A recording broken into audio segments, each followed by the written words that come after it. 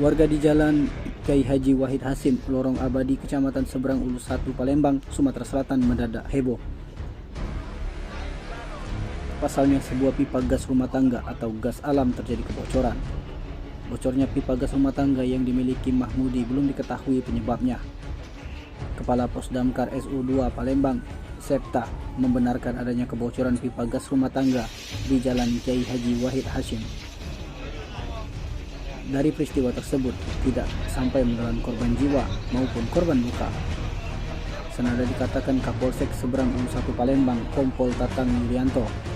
Menurutnya, setelah mendapati informasi adanya pipa gas rumah tangga yang bocor, pihaknya langsung mendatangi lokasi untuk melakukan pengamanan.